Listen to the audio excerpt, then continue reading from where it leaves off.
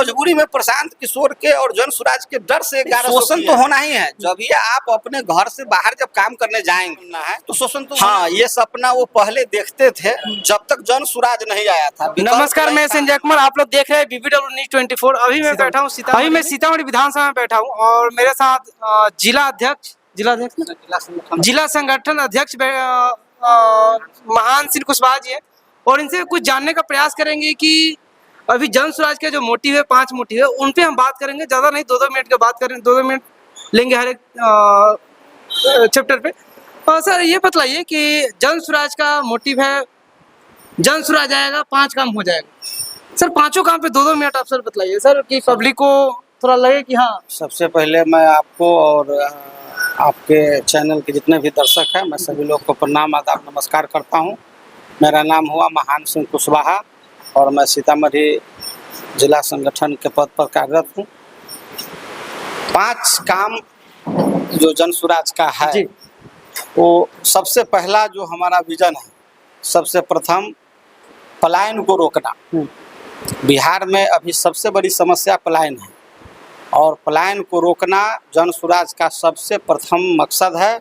और जन स्वराज की व्यवस्था जब नवंबर में बिहार में बनने जा रही है, बनेगी, तो 1 नंबर में पलायन को रोका जाएगा। रोजगार के अवसर हर जिला, हर ब्लॉक, हर पंचायत स्तर पर लागू किया जाएगा और यहीं रोजगार के अवसर बनेंगे तो लोग बाहर नहीं जाएंगे, पलायन ऑटोमेटिक रुक जाएगा। दूसरा है शिक्षा। अभी जो बिहार की व्यवस्था है, स्कूल में खिचड़ी और कॉलेज में डिग्री, बगैर पढ़ाई के बट रहा है, जो बिहार के लिए बहुत ही शर्म की बात है कि हमारे प्रधानमंत्री कहते हैं अच्छे दिन दिखाएंगे, अच्छे दिन आएंगे और अच्छे दिन कब आएंगे पता नहीं। पता वो बोले हैं कि 47 में बिहार को, भारत को विकसित राष्ट्र बनाएंगे। अच्छा। 47 में तो वो जिंदे नहीं रहेंगे, विकसित राष्ट्र क्या बनाएंगे। वो अब देख रहे हैं कि झूठ बोलने का कोई उपाय तो है नहीं, तो सोचते हैं कि हमारे मर जाने के बाद तो लोग कहेगा आप मर गए तो क्या कहा जाए, इसलिए इतना लंबा समय दे दिए कि अच्छे दिन आएंगे 47 में। अरे अभी 25 में क्या करोगे ये ना बताओ लोगों को कि अभी क्या हो रहा है, क्या होगा, ये अभी हमको चाहिए ना। 25 तक हम 47 तक इंतजार करेंगे विकसित भारत का, जबकि आपको 11 वर्ष हो गए। तो शिक्षा की व्यवस्था उन्होंने इसलिए ध्वस्त की है बिहार में कि बिहार के जो लोग होते हैं, पूरे देश में सबसे मेहनती लोग बिहार में पाए जाते हैं किसी भी क्षेत्र में। तो उनका ये मकसद है कि गुजरात में फैक्ट्री लग रहा है तो मजदूर कहाँ से आएगा, सस्ता मजदूर। ये बताइए गुजरात में क्यों नाम ले रहे हैं आप लोग? गुजरात, दिल्ली में नहीं लग रहा, मुंबई में नहीं लग रहा?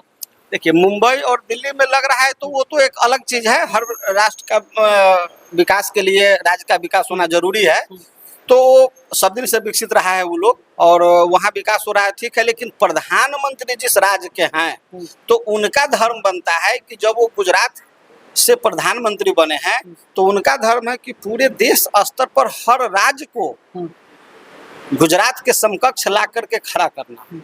और उसी आधार पर उनको वोट भी मिला था। उन्होंने गुजरात मॉडल दिखाया था लोगों को कि हम गुजरात में इतना काम किए हैं तो इसी ढंग से हम पूरे भारतवर्ष में काम करेंगे, इसीलिए गुजरात मॉडल पर लोग वोट दिया। तो गुजरात मॉडल गुजराते रह गया, बिहार को मजदूर का फैक्ट्री बना दिया। अभी जो ट्रेन दिया है उसका नाम दिया है कि श्रमिक ट्रेन।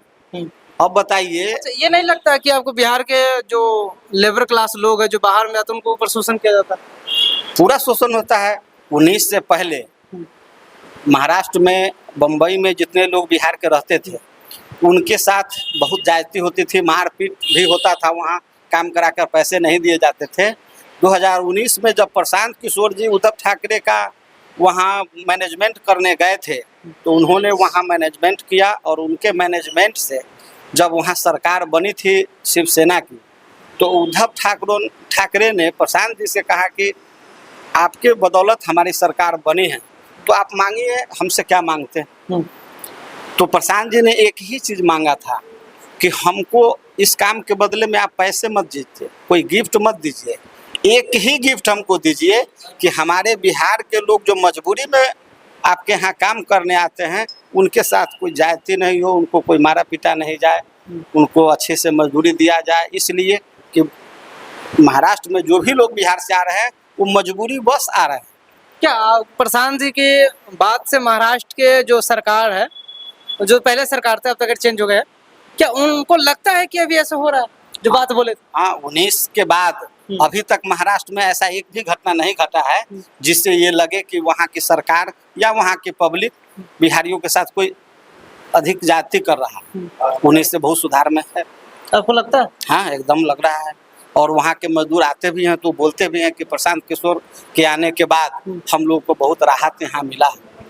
लेकिन अभी भी हमको लगता है मुंबई में भी अभी जहाँ 500 की मजदूरी है, अब इतने लोग जाते हैं वहाँ कि 500 की मजदूरी में 300 में भी अगर कहता है तो मजबूरी है कि वहाँ बैठकर खा नहीं सकते हैं। बिल्कुल, तो मजबूरी में काम करना पड़ता है। शोषण तो होगा ही, जब तक आपके अपने राज्य में व्यवस्था नहीं बनती है तब तक दूसरे राज्य में आपका शोषण होगा। और हमारा जो तीसरा विजन है, 400 वृद्धा पेंशन जो हम लोग को भीख के रूप में सरकार दे रही थी, प्रशांत किशोर 3 वर्ष से इसके लिए आवाज उठा रहे हैं और जन स्वराज के लोग आवाज उठा रहे हैं। तो कर तो दिए नीतीश कुमार 1100, लेकिन 1100 हमको नहीं चाहिए ना, सरकार हमको भीख दे रही है। तो जन स्वराज से भी तो बड़ा वादा है तेजस्वी यादव की, माई बहन योजना 2500 रुपया देंगे। माई बहन योजना का अर्थ नहीं जानते हैं। माई बहन का योजना का अर्थ उनका है कि माँ हो गई राबड़ी देवी, वो मुख्यमंत्री थी, अब बहन को मुख्यमंत्री बनाना है। अच्छा। ये विजन है उनका, माई बहन योजना। अच्छा। ये नहीं है कि यहाँ की जो जनरल माता बहनें हैं उनके लिए ये योजना लाए हैं, वो अपने माँ बहन के लिए लाए हैं। नहीं, वो प्रचार करने से क्या होगा। तो लालू जी भी तो कहे थे कि हम सामाजिक न्याय के लिए बिहार में सरकार बनाए हैं। क्या सामाजिक न्याय हुआ? कई गो यादव के बेटा अमीर हो गया बिहार में, भैंसे तो चरा रहे हैं, आज भी वही हाल है। दूध निकल रहा है, पैसे कमा रहे हैं। पैसे नहीं कमा रहे, वो मजबूरी बस जीवन यापन कर रहे हैं। तो लालू यादव का नाम ही था कि भैंसी चराई, लेकिन उसी पर किताब का कलम रखी, उसी पर। ठीक है, उसी पर रख के कलम रखे तो वो कलम रखते रखते लाठी रखने लगे। अच्छा। और लाठी रखते रखते बिहार को जंगल राज में ले गए। अच्छा। और बिहार का स्थिति कि 5 बजे के बाद 90 से लेकर और 2005 तक शाम 6 बजे के बाद कोई बाहर निकलता नहीं था डर से। ठीक है। और ये कोई हम कह रहे हैं सो बात नहीं है, ये आप भी जानते हैं, पूरा सारे लोग, पूरे बिहार, पूरे देश के लोग जानते हैं।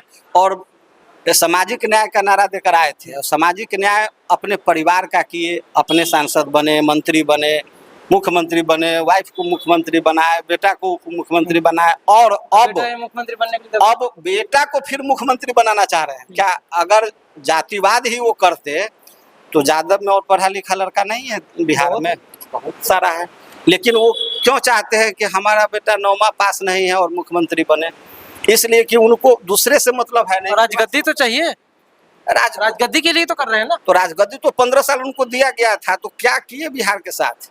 अब दोबारा वो सपना में देख सकते हैं। वो तो कह रहा है कि आप बिजली फ्री कर देंगे 200 यूनिट और शिक्षा व्यवस्था फ्री कर देंगे ग्रेजुएट लड़का के लिए। तो ग्रेजुएट लड़का के लिए शिक्षा, अब कुछ समय पहले सर्टिफिकेट पर जब शिक्षक की बहाली हुई थी बिहार में, तो उस समय लोग हल्ला करते थे कि देखिए नीतीश कुमार क्या किए हैं कि ऐसे टीचर की बहाली हो गई बिहार में कि जिसको पढ़ा अपना ही नाम नहीं आता है, अपने बोलने नहीं आता है, वो बच्चों को क्या पढ़ाएंगे।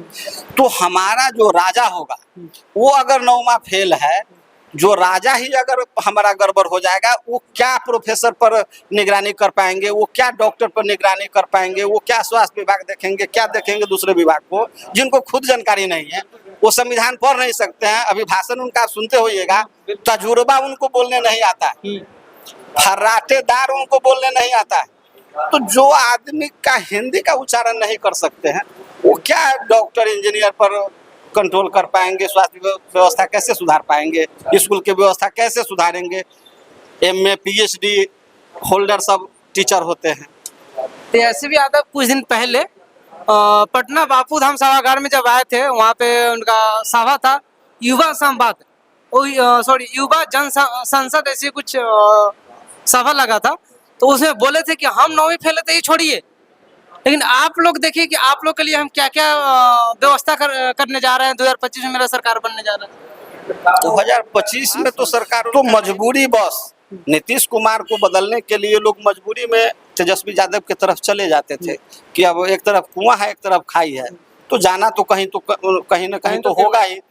तो आप कुआं में गिरिए या खाई में, बात तो बराबरे था। लेकिन अब एक बीच में पगडंडी बन गया है जन सुराज के रूप में, और इधर कुआं छट जाएगा, इधर खाई छट जाएगा, और बीच होकर के अब रास्ता एक बन चुका है बिहारियों के लिए।